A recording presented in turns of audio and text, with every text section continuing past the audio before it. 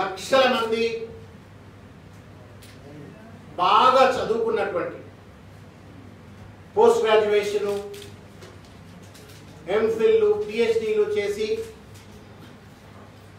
నిరుద్యోగులుగా సతమతమవుతూ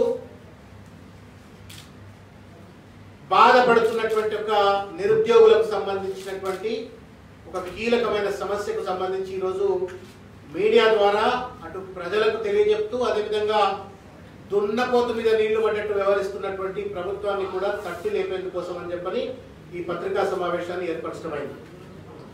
media మిత్రులు, తెలంగాణ ఉద్యమం అంటేనే ఉద్యోగులు, నిరుద్యోగులు, యువకులు, విశ్వవిద్యాలయాల్లో చదువుకున్నటువంటి వాళ్ళు వాళ్ళ జీవితాలను ఫణంగా పెట్టి ఆత్మ బలిదానం కోసమైనా సిద్ధమని చెప్పని లాఠీలు తూటాలు దీన్ని కొట్లాడితే మనం తెలంగాణ తెచ్చుకున్నాం. అట్లా తెచ్చుకున్న తెలంగాణలో ఇవాళ మళ్ళా టిఆర్ఎస్ పాలనలో మళ్ళా మరొకసారి నిరుద్యోగులకు ఇవాళ అత్యంత దుర్మార్గమైనటువంటి రీతిలో ప్రభుత్వం వ్యవహరిస్తూ వాళ్ళ ఆశలను అడియాసలు చేసేటట్టుగా వ్యవహరిస్తున్న దానికి ఒక నిదర్శనం ఇవాళ పోలీస్ రిక్రూట్మెంట్ లో జరుగుతున్నటువంటి అవకతవకలే.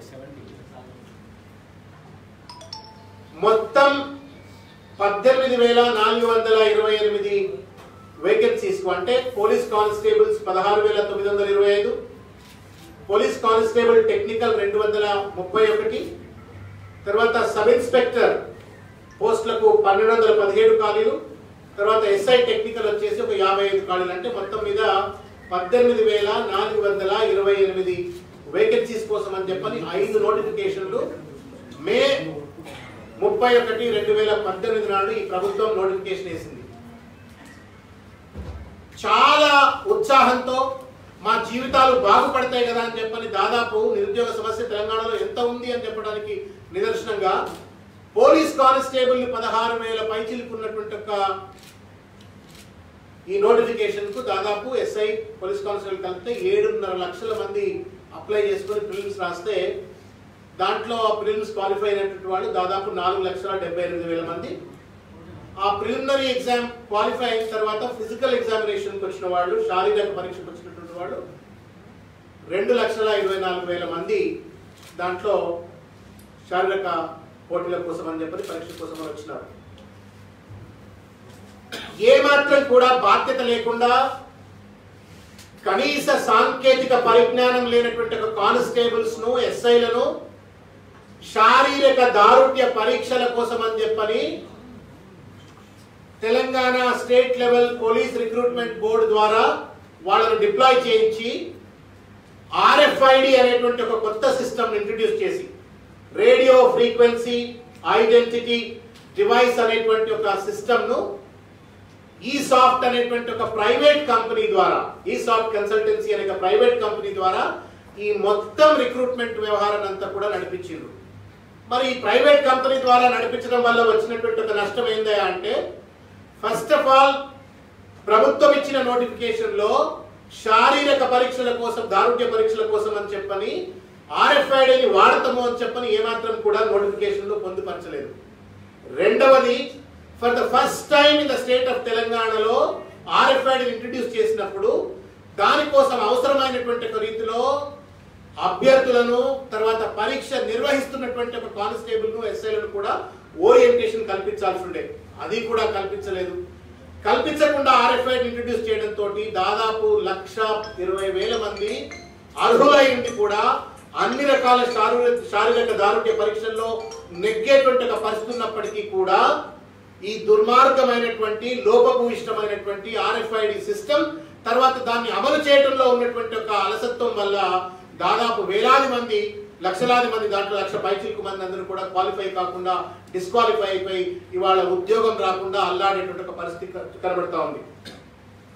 వాస్తవానికి ఇది గతంలో చాలా సార్లు సబ్ ఇన్స్పెక్టర్ రిక్రూట్మెంట్లు అయినాయి, కానిస్టేబుల్ రిక్రూట్మెంట్లు అయినాయి, ఇట్లనే లక్షల మంది అప్లై చేసినారు. కానీ ప్రతిసారి కూడా నెలల కొద్ది 2 నెలలు 3 నెలల పాటు శారీరక దారుణ్య పరీక్షలు, అంటే లాంగ్ జంప్ కావచ్చు, హై జంప్ కావచ్చు, 800 మీటర్ రేస్ కావచ్చు, 100 మీటర్ రేస్ కావచ్చు, షార్ట్ పుట్ త్రో కావచ్చు, ఇవన్నీ కూడా 2-3 నెలల పాటు జరుగుతాయి. ఎందుకంటే లక్షల మంది ఉంటారు కాబట్టి ఒక పద్ధతి ప్రకారంగా నిర్వహించాలి కాబట్టి. కానీ అదేదో కొంపలు ముంచుకొచ్చినట్టుగా RFID అనేటువంటి ఒక సిస్టమ్ పట్టుకొచ్చినాం కాబట్టి మేము అతి తొందరగా మొత్తం లక్షలాది మందిని మేము ఈ సిస్టంలో మేము క్వాలిఫై చెక్ చేస్తామని చెప్పని పెట్టడంతో ఏమైంది అని అంటే ఈ ఫస్ట్ టైం ఎక్స్పెరిమెంటేషన్ అంతా కూడా ఇవాళ నిరుద్యోగుల ఎత్తిన గుదిబండ లెక్క మారిపోయి వాళ్ళందరూ కూడా ఇవాళ డిస్క్వాలిఫై అయిన పరిస్థితి కనబడతా ఉంది. రెండో తప్పిదం ఏంటంటే 5 నోటిఫికేషన్లు ఒకటే శారీరక పరీక్ష టెస్టు. మరి 5 నోటిఫికేషన్లకు 5 రకాలుగా టెస్టులు పెట్టి ఉండాల్సి ఉండే, కానీ అట్లా పెట్టకుండా 5 నోటిఫికేషన్లకు కలిపి ఒకటే రకమైనటువంటి పరీక్ష పెట్టి ఆ రకంగా తప్పు చేసినటువంటి పరిస్థితి. ఇంకొక కీలకమైనటువంటిది ప్రభుత్వం దృష్టికి తీసుకెళ్ళినప్పటికీ కూడా మొద్దు నిద్రపోతున్నట్టుగా దున్నపోతు మీద నీళ్లు పడ్డట్టుగా వాళ్ళ తప్పిదం కానట్టుగా చేతులు దుడుపుకుంటూ వ్యవహరిస్తూ వస్తూ ఉంది. మీరు ఇక్కడ చూడొచ్చు మీడియా మిత్రులు, ఇది యూనివర్సల్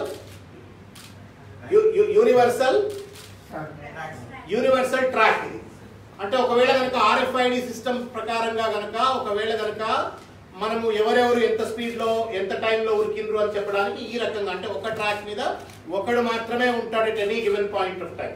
ఇక్కడ మీరు పైన క్లియర్గా చూడొచ్చు, ఒక ట్రాక్ మీద ఒకడు మాత్రమే ఉంటాడు. మీరు కనుక చూసినట్టయితే 6 నుంచి 8 మంది కంటే ఎక్కువగా మీకు ఇందులో కనబడదు ఈ ట్రాక్లో. అంటే 6 to 8% మాత్రమే ట్రాక్ మీద ఉండాలా, ఒక ట్రాక్ లో ఒకడు మాత్రమే ఉండాలా. ఓన్లీ దెన్ ఆ టెక్నికల్ ఫ్రీక్వెన్సీ డివైస్ ఏదైతే ఉందో అప్రాప్రియేట్ గా ఎవరెవరు ఎంత స్పీడ్ లో ఎంత టైంలో ఉరికిండ్రు అని చెప్పని ఐడెంటిఫై చేయగలుగుతారు. కానీ దానికి భిన్నంగా కింద కనుక మీరు ఫోటో చూడండి, కింద కనుక ఫోటో చూసినట్టయితే అదేదో గొర్రెల మందని కనుక లైన్లలో నిలబెట్టినట్టుగా, వాస్తవానికి 6 నుంచి 8 మంది మాత్రమే ఉంచవలసినటువంటి ట్రాక్లలో గొర్రెల మంద నిలబెట్టినట్టు దాదాపు 40 నుంచి 60 మందిని ఒకటేసారి ట్రాక్ మీద నిలబెట్టి దాంతో పరీక్ష నిర్వహించడంతో ఫస్ట్ టైం విజిల్ కొట్టగానే ఒక 8 మంది వెళ్ళిపోతారు, మళ్ళీ సెకండ్ టైం విజిల్ కొట్టగానే మళ్ళీ 8 మంది వెళ్ళిపోతారు. ఆ ఫస్ట్ టైం ఉన్నాడు ఒక 2-3 కనుక వెనకైనట్టయితే వెనుక సెకండ్ సార్ వచ్చినటువంటి 8 మందితో జాయిన్ అయిపోతారు, 11 మంది అయిపోతారు. ఈ రకంగా అందులో 5-6 అయితే మళ్ళీ థర్డ్ విజిల్ కొట్టి స్టార్ట్ అయిన బ్యాచ్ లో జాయిన్ అవుతారు. ఇట్లా ఒకటి తర్వాత ఒకడు లేట్ అయిపోయి ఒకరినొకడు తగులుకుంటూ తర్వాత ఒకరిని దాటుకుంటూ ఇంకోటి పోవటము, ఈ రకంగా మొత్తం అంతా కూడా ఒక గందరగోళ పరిస్థితులు ఏర్పడి RFID system could not actually identify who he's qualified in what time అనేటువంటిది అప్రాప్రియేట్ గా ఐడెంటిఫై చేయలేకపోయింది.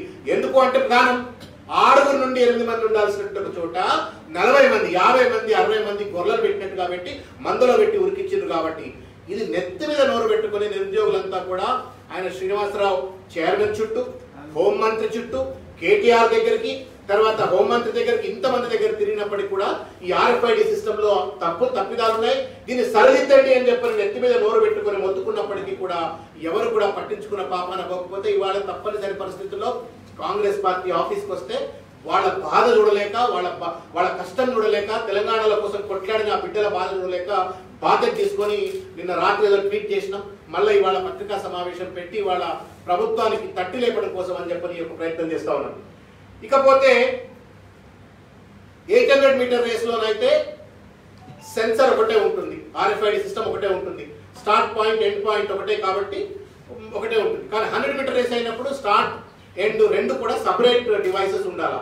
కానీ స్టార్ట్ ఏమో విజిల్ పెట్టినారు చాలా చోట్ల, ఎండ్ మాత్రమే RFID పెట్టడంతో అది కూడా ఇష్టం వచ్చినట్టుగా ఆన్ చేయటము, విజిల్ కొట్టడము, ఇష్టం వచ్చినట్టుగా టైం రికార్డ్ చేయడం, దాంతో కూడా చాలా మంది 100 మీటర్ రేస్ లో కూడా RFID ఒక చోటనే పెట్టడంతో స్టార్ట్ ఎండ్ 2 చోట్ల పెట్టకపోవడం వల్ల చాలా మంది 100 మీటర్ రేస్ లో కూడా డిస్క్వాలిఫై అయిపోయారు. ఒకటేమో గొర్రెలను పెట్టినట్టు 800 మీటర్ ట్రాక్ లో పెట్టడంతో చాలా మంది డిస్క్వాలిఫై అయిపోయినారు. రెండవదేమో స్టార్ట్ లో RFID పెట్టకపోవడంతో 100 మీటర్ రేస్ లో కూడా చాలా మంది డిస్క్వాలిఫై అయిపోయినారు.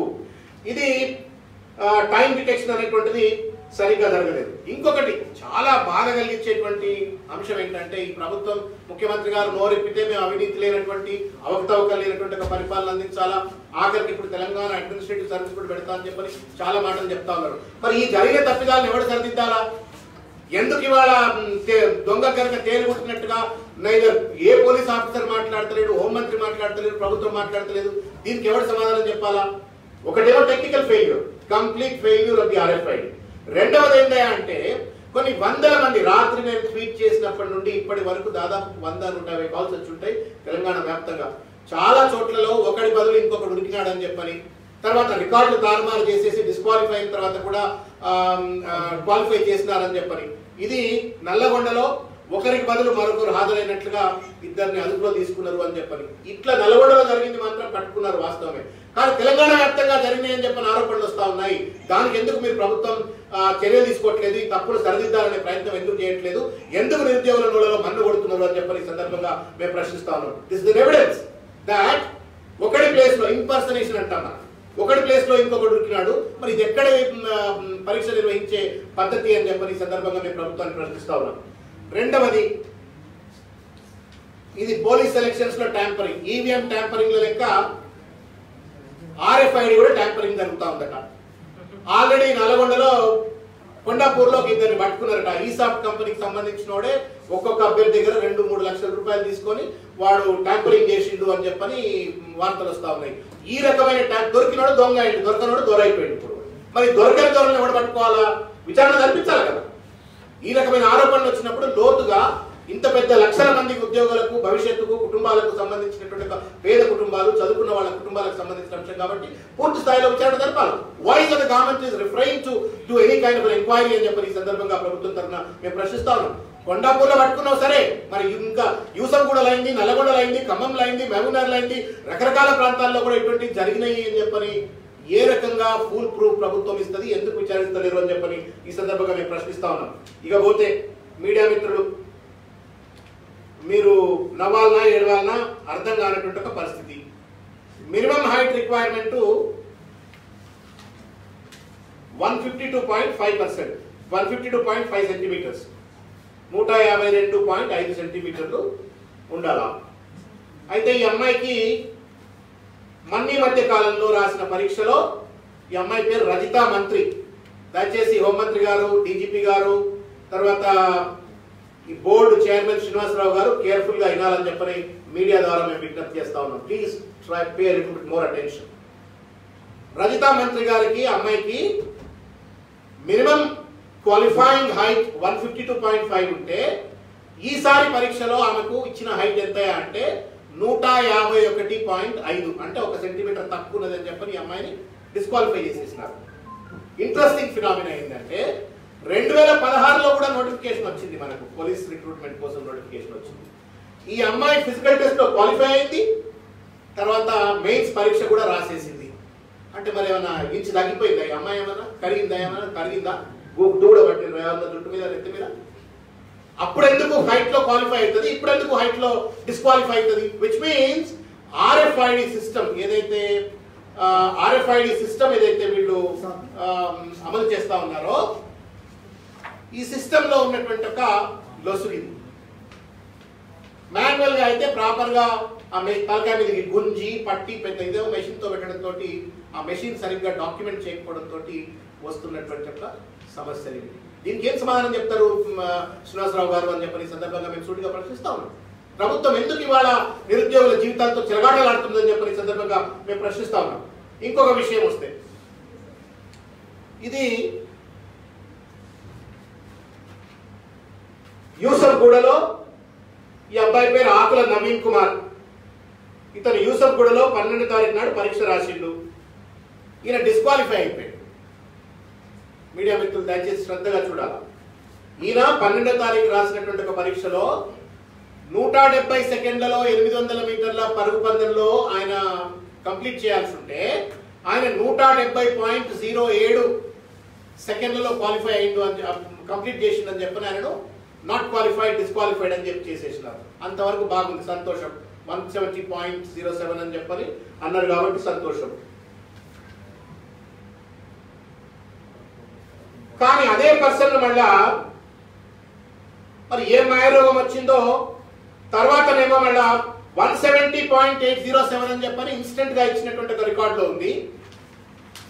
మళ్ళీ తర్వాత కంప్యూటర్లో పెట్టి కొట్టి చూస్తేనేమో అది 180.07 అని చెప్పని చూపెడతా ఉన్నారు. Should I believe that it is 170.07 లేదు 180.07? In any case disqualified. కానీ ఎందుకు ఈ వేరియన్స్, ఈ 10 సెకండ్ల వేరియన్స్ ఎందుకు వస్తా ఉంది అంటే RFID సిస్టమా, లేకపోతే అక్కడ కంప్యూటర్ సిస్టమా, లేకపోతే అక్కడ రికార్డులు నమోదు చేస్తున్న పోలీసు వాళ్లకు తలకాయల మెదడు లేదా? మొత్తానికి మాత్రం 170.07, 180.07 చేస్తా ఉన్నారు. లోపభూయిష్టమైనటువంటి ఒక డాక్యుమెంటేషన్ జరిగింది అనడానికి ఇది ఒక మచ్చు తొలక అని చెప్పి సందర్భంగా తెలియజేస్తా ఉన్నాం. ఇంకొకటి మీడియా మిత్రులు వేణుగోపాల్, ఈయన ఖమ్మంలో పరీక్ష రాసినాడు, పరీక్షలో పాల్గొన్నాడు 11 ఫిబ్రవరి 2019 నాడు. ఈయన డిస్క్వాలిఫై అయిపోయినాడు. 800 మీటర్స్ లో 396 సెకండ్స్ లో పూర్తి చేసినాడు అని చెప్పని ఇతన్ని డిస్క్వాలిఫై చేసేసినారు. తర్వాత మరి ఏం మాయమర్మమో తెలియదు. మన తర్వాత వచ్చేసి 165.33 అని చెప్పని రికార్డ్స్ లో మెన్షన్ చేసేసి క్వాలిఫైడ్ అని చెప్పని మెయిన్స్ కింద పర్మిషన్ ఇచ్చేసినారు. ఎందుకు ఇంత మోసం? ఇది చీటింగ్ కదా.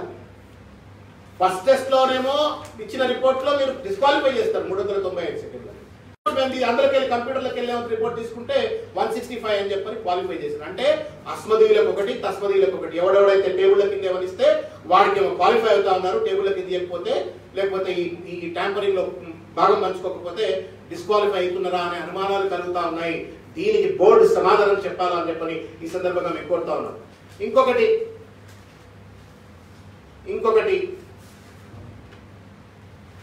Same case 800 metres race